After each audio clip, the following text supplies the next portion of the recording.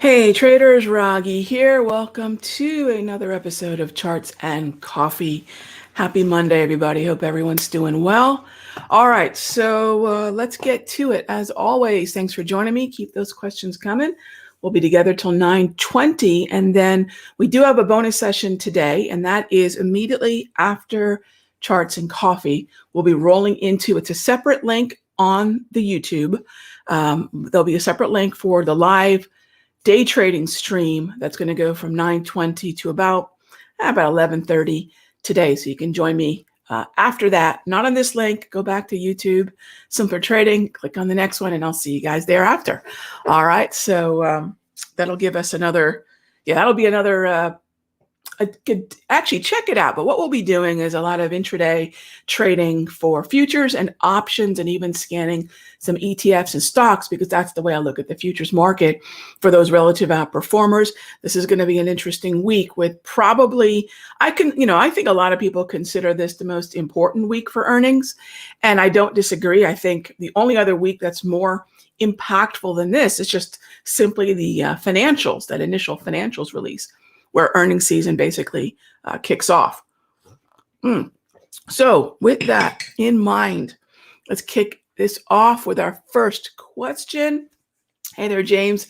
All right. So, and by the way, we do have our live trading session at 1:30 p.m. today for our Sector Secrets. So if you're part of the Sector Secrets crew, we'll be having that today at 1:30. So if you haven't checked it out yet, simplertrading.com/secret. /sector. Secret would be good too, though. /sector. All right. So looking at the different sectors, I came across AXP. Sure. Let's go ahead and take a look at that. And where's my main layout? There we go. So let's take a look at, I don't have my main layout up. Well, this will work. All right. AXP. All right. So what do we have here? All right, let's start off with the daily time frame.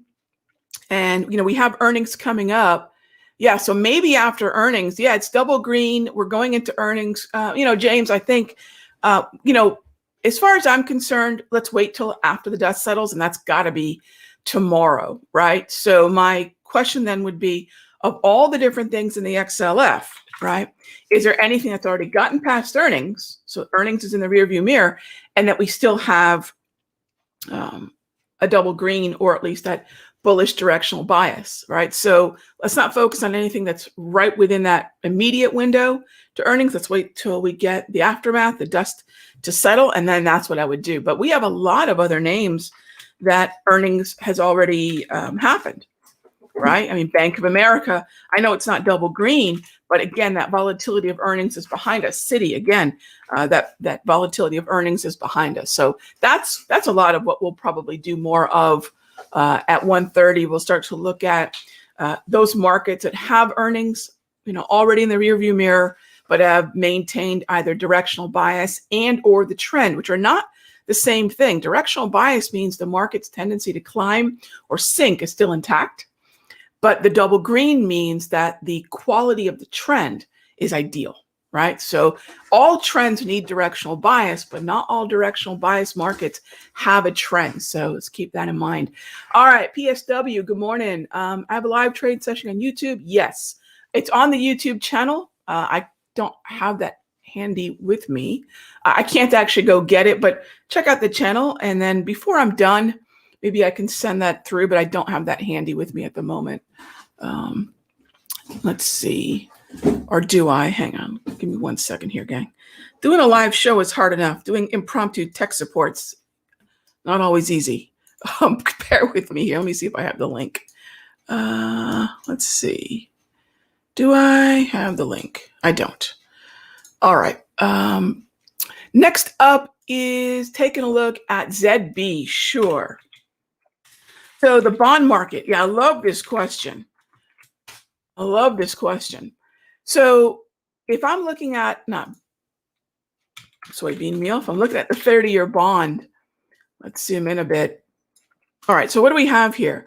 We have a market that's completed that 1, 2, 3 Dow reversal. We want to see the market start to have some escape velocity to the upside through the wave, up through the wave. So ultimately what we have here, and take a look at where we're stuck. Look at this gorgeous volume ledge that we're just stuck on. Now, that's not good. That's not bad. It just is. The market right now is clinging to, sort of as you're scaling this wall of price. Right now, you can see the market just grabbed onto this because, well, it doesn't necessarily want to go back down here. I guess it doesn't need to at the moment, but it doesn't see something it could grab up towards either. Yeah, gang, you want to imagine price as Alex Henold scaling El Capitan. That's really what you want to think of, because then the movement back and forth between levels in the direction of directional bias makes a whole lot more sense.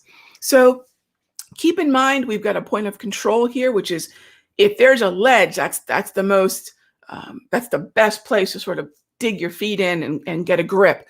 So overall, I think the directional bias is moving higher. I think that the contribution that will have to gold will be important, and I'm still bullish. We've talked about bonds in the past weeks. I'm still bullish on this 1, 2, 3. It's just we're stuck right now. All right. So then let's see here. Let me see what we've got. Flower Girl asked, the tick value reached the upper HPMR. Would I short? Flower Girl, what market? And I'll be happy to take a look. Can I give your thoughts on bonds near term? So Beverly, that's same answer as before. I am bullish on the bond market. Now, if you want to, go to a shorter term time frame, right? So there's a time horizon outlook, which I never predict. Look, nobody knows the market's going to go tomorrow or the day after that or the day after that, right? But what I can do for a shorter term time horizon outlook is shorten the time frame.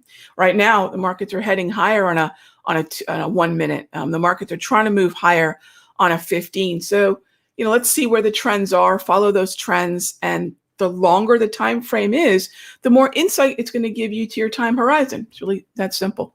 All right, next up, let's see. Good morning, everybody.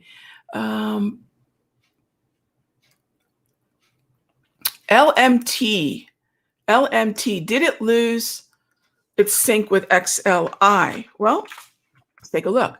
Here's LMT on the daily, pulling back, and I think LMT is actually one of the markets actually on my notebook today. We have a number of markets on the notebook. That one is on there, and I think it's a double green that's pulled back very nicely.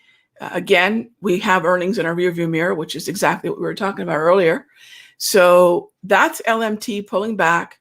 And then you asked about XLI. Is it losing sync? Well, here's what I will say. If a market does tend to lose its sync with the underlying commodity or the underlying sector, the underlying ETF, and it's happening around earnings, that does not concern me as much. The other thing that I like to do here is just jump on over to ETFDB. All right, so what I want to do here is also look at the weighting, because the weighting will have an impact in terms of if the higher tide is going to carry something higher. Actually, I want to look at, here we go. LMT. And where else does Lockheed Martin have exposure? Well, ITA is much more formidable. You can see down here, XLI, it's about it's a decent, almost 2% difference. So you want to ask yourself if it's losing sync with XLI or is it losing sync with ITA? ITA is a little lethargic compared to XLI, right? So I think most of what we're looking at Lockheed is an individual pullback post earnings. And so around earnings, a lot of times, as you're noticing, that relationship can get a little unglued, right? But I would, and I love where your head's at, I would definitely consider the overall tide in terms of that, in terms of that individual market, meaning if there is a path of least resistance, I think it's going to continue moving Moving higher. Yeah. Okay. WRS. I'm a new member starting today with Sector Secrets. Great timing. Gosh, you have a full day because we'll have our live stream, which will be available to everybody. And then we have our live trading just for the members at 1:30 to the close today. So you'll be getting a bonus session, definitely. I have both TradingView and TOS. Which would I recommend for my indicators? So if you're using, number one, I get this question a lot.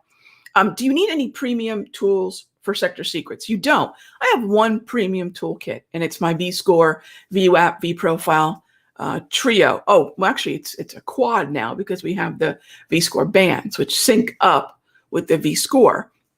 All right, having said that, the thing to keep in mind is that you don't need any of the premium tools for Sector Secrets. If you have them, terrific. I do believe you need the premium tools for the way that I day trade, which some of you might remember the Ultimate Day Trading course. That Ultimate class included the tools because I think it's really important that you have the V-Score when you're day trading. Any intraday trading is going to benefit from volume analysis. So as far as both platforms, you could use either one, and TradingView for the Sector Secrets will be fine because all the tools that you need are already built into and available free in the TradingView platform. So all you need to do is search Simpler in the indicators, just search Simpler, and then you'll see Darvit's Box, Grab Candles, Propulsion ready to go. And when we do our different tech sessions, I walk you all through the setup on TradingView, and I give you guys support on TradeStation as well as Thinkorswim. All right, Dorothy asked, could I clarify the 7 a.m. high? Is it the high to 7 a.m. overnight or the candle close? Dorothy, I'm not really sure what you're asking. Could I clarify the 7 a.m. high? Are you talking about the high-low range of the V-Score? That's the highest and the low. That's the highest and lowest range between 7 a.m. and 9:30, not at 7 a.m. I do want to anchor my V-Score at 7 a.m. and I do anchor one of the VWAPs at 7 a.m. But I'm not looking at the high-low of that candle. I'm looking at the high-low between 7 and 9:30 on the V-Score. But I'm not quite certain what your question is. But hopefully I answered it there. All right. How about Key? All right. Let's go take a look. All right. Key. And by the way, what's running on this chart right now? I've got Wave Grab. I've got some volume profile tools. I've been playing around with some Fibonacci-based trend lines, which is a free tool available within TradingView. I've been playing around with that a little bit. And then I've got the tool that I make available to Sector Secrets and the futures folks, which is the JT multi-trend, which gives us the quality of the current trend of the symbol on the chart, and then whatever we want to compare it to. So two symbols looking at the quality of their market. All right. So how about Key? So if I wanted to, by the way, if I wanted to compare Key to, say, the KRE, that's definitely something I could do. I would basically bring up the study. Let's do this here. Let's see if I can bring this up. There we go. And can bring up the study criteria like so, and then compare it to KRE, regional banks. I can compare it to the broader XLF as well. So there's Key compared to the KRE. And that's one of the reasons I like the two symbols down there at the bottom of the chart.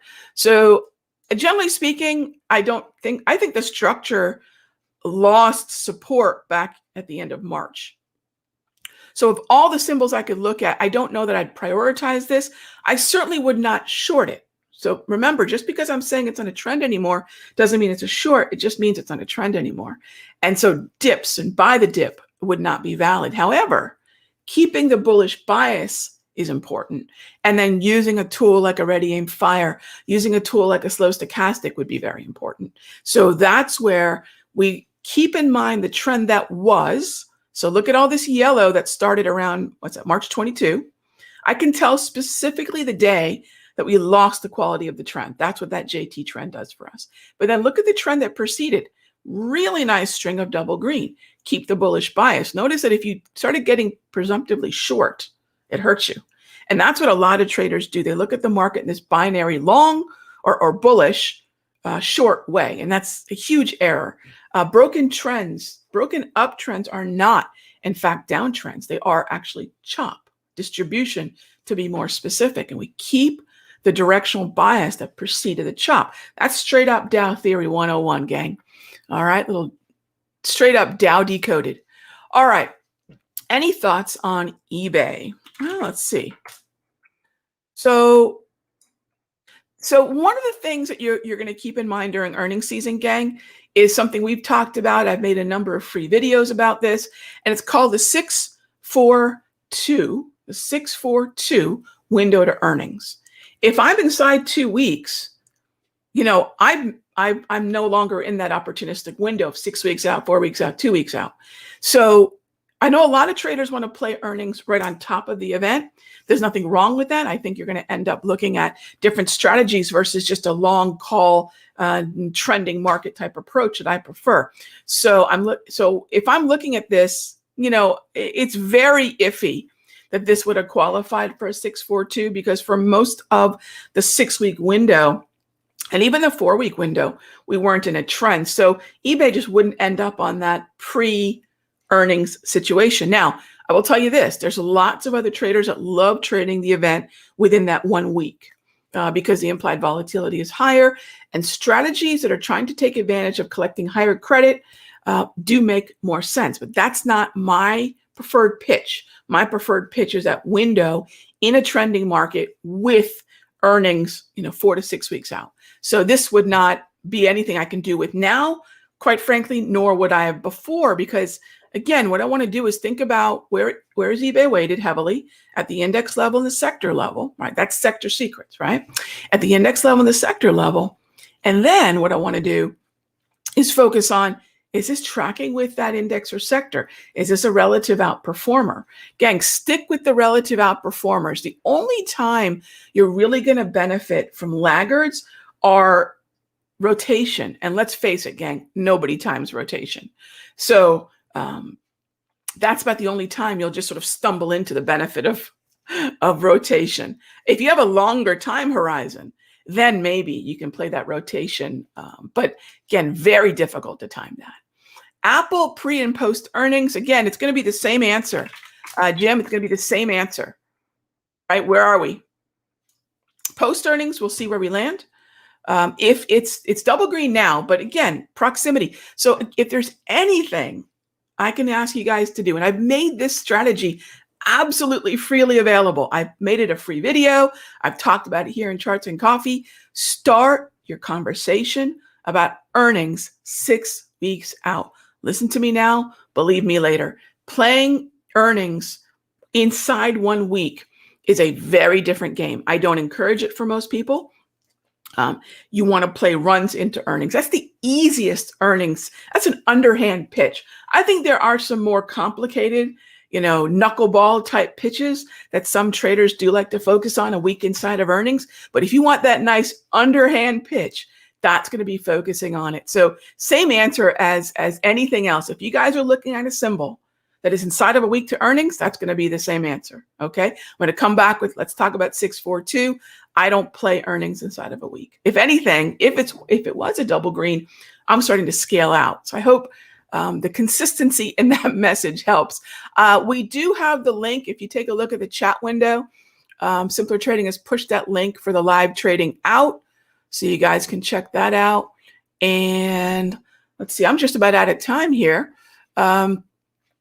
As far as historical, gang, a lot of people put a lot of stock into seasonals. I follow seasonals. I've got a service that allows me to follow it. I've been using SeasonX for about two and a half years. I can't remember. It's been a couple years. And the thing about seasonals is that they are merely tendencies. A lot of folks make seasonals a science, which is quite, wrong. It's going to make you feel comfortable about expectations that are not high probability. What that means is, do I love seasonals? Yes, but they've got to match up with the trend. In other words, if I'm looking at historicals, seasonals, correlations, they're all going to fall under this umbrella, which is if you're looking right now at a snapshot of a seasonal, Go back a month, go back 6 months, and ask yourself, has the market been correlating with those previous rhythms? And if they're not, what we're doing is sort of deluding ourselves that at this moment, because I'm watching it, the seasonals are going to sync up. You understand what I'm saying? If looking at what the markets have done for years and years and years was a setup, gosh, that'd be great, wouldn't it? But it's a tendency. It's a tendency. So if you can overlay a tendency with the current underlying market quality trend and a setup, now you've got something really special. But on their own, I would never say I put that much stock in them. So yes, pay attention to them. Terrific question, but you still gotta work the now, not the history, right? Or they say history repeats itself. Not so much, but it sure does rhyme, right? And history doesn't repeat itself as much as people do. So you've got to study these tendencies at the people level. You got to understand this at the psychological level, not, well, 6 months ago, a year ago. I hope that makes sense. And I think it will make your use of a very valuable tool, seasonals, correlations, etc., really, really higher accuracy without sort of just falling into the trap of, well, since it happened before like this, it's going to happen again, right? That way you can always keep, same thing with macro, gang. I'll say the same thing about macro. And I'm a huge macro, enthusiast. So anyways, I got to get going. I'm going to jump over to live stream. Hopefully I'll see you all there as well. Thanks as always for joining us for Charts and Coffee. And if I don't see you in the next session, cool. That's all right. It's recorded. I'll see you tomorrow. Be good to each other, gang.